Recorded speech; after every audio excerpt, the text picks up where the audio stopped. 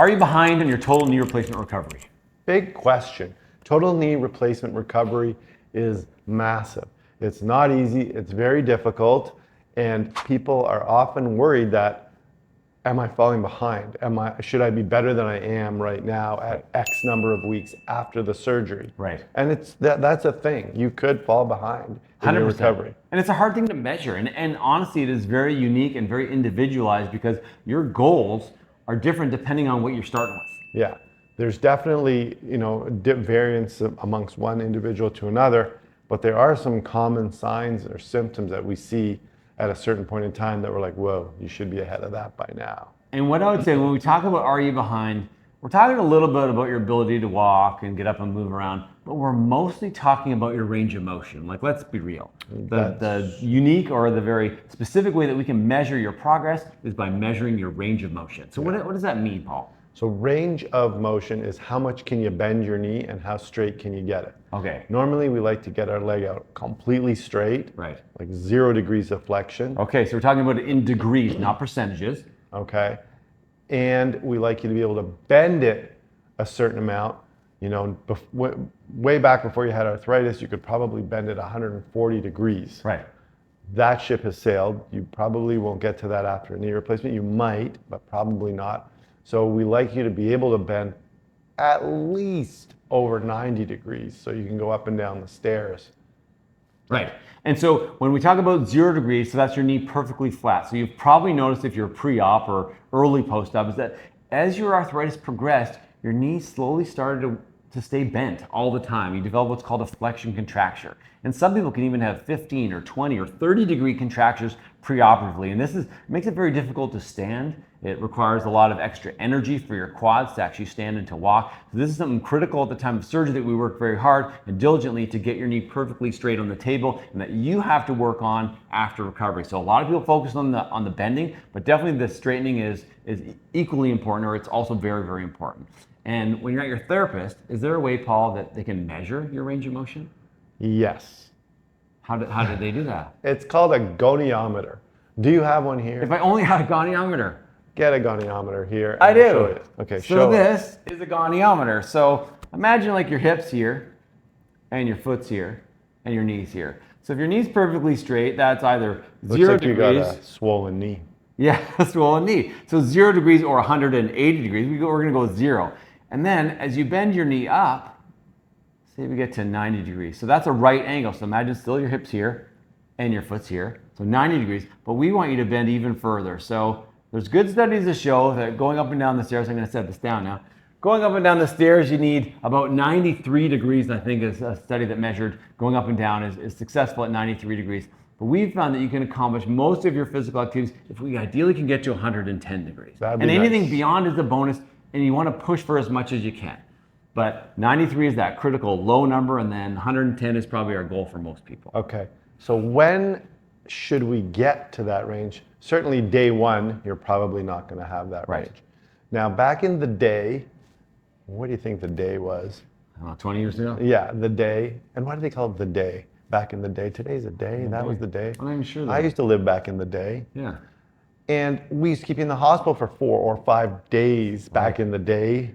You were in the hospital for 4 or 5 days. Yeah. So we could say, you're not going home until you bend 90 degrees. Right.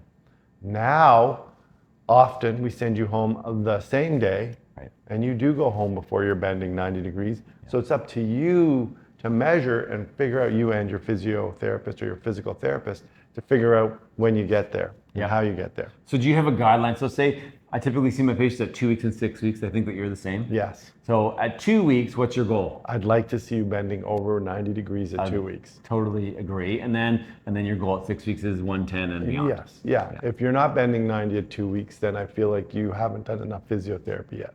Right. So that brings up a good question. So what are some reasons why people might not be obtaining that goal, say at the 2 week mark, 90 degrees? First thing I hear is people are like, no, my therapist said I shouldn't go to them until I have my staples out. Yeah, wrong. Start physio and physical therapy right away. Right. I hear people say, oh, there's too much swelling. There's going to be swelling for several months, so you're going to have to bend despite the swelling. And work very diligently on controlling the swelling. So lots of ice, elevation, compression stockings or TED stockings if you can tolerate them, even a light tensor wrap, anything to milk that fluid away to reduce the volume of inside of your leg. What about pain control? Pain. The other reason people do not bend their knee is because of pain. Right. You have to manage your pain with however means necessary. Ice machines, ice, bag of peas, frozen steak, or even analgesics, narcotics, you've been prescribed, anti-inflammatories, whatever, get your pain under control so you can bend your knee. Right, and a lot of times I'll see people in the clinic and they're like, oh, I have almost no pain. I'm like, that's really weird. And then I'm like, oh, wow, your knee bends 55 degrees at 2 weeks.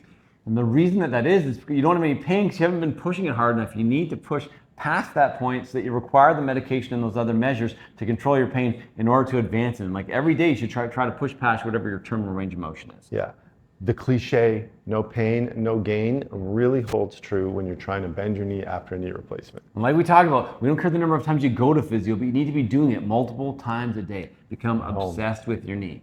Now, someone that had, say, severe trauma before or severe arthritis for a long time, and say preoperatively their range of motion was 20 degrees to 80 degrees, so they had a 20-degree flexion contracture, and they could only bend 80 degrees. Does that person have the same goals? That may be different goals because the best predictor of having a stiff knee after knee replacement is your range of motion before the knee replacement. Right. Which means if you had a stiff knee before the knee replacement, then there's a better chance that you'll have a stiff knee after the knee replacement compared to someone who had a super duper range of motion before their knee replacement. Right, and that's typically because of the bones and the soft tissues. And we even have an idea of that at the end of the case when we bend your knee while you're still anesthetized. We know some of the knees bend 140 degrees and some of them only bend 115 or 120. It really depends on the soft tissues as well as the bones and the operation itself. So that's a pretty one major measure we look at to see if you're behind in your total knee. And the other thing that we would say, and we've talked about this in other videos, if you feel like your range of motion is getting worse, this is a danger sign. It's really bad because it could ultimately lead to an outcome where you're not happy because your knee doesn't bend very much, but it could be a sign of other things that are more sinister, particularly an infection is the one that's top of our minds, thankfully quite uncommon, but that we worry about. If your range used to be 110 and now it's 100 and then it's 90 and then it's 80, you need to see your surgeon sooner rather than later. Yes, it could be because you stopped your physio, you stopped doing your exercise and you're losing range. That might be one of the reasons as well. Yep. So it's important to keep going with those exercises, that physical therapy, so that you don't fall behind in your Okay, training. so now I am behind. Now what do I do? Catch up. Okay, but how? Go to physical therapy. Go to physical therapy. Maybe change your therapist, to be honest with you. If you feel like you're not being pushed or you're not happy, maybe see a different therapist or one that has a schedule that's more appropriate for you, but you need to do more therapy. I agree. If you are relying on a home care scenario where someone comes to your house, maybe change that and go to a clinic where they have more machines and equipment they can use to help get your knee bending. Yep. More medication, more ice, repeat. And just keep going, get caught up, and get your range of motion back. Because the longer it's a game of diminishing returns. Agreed. The longer you wait away from your index surgery, the harder it is to get your range of motion back. Right, so try to get it really, really early. Be diligent right from the beginning. Do that prehab that we talked about so you know the exercises and you're nice and strong. Okay.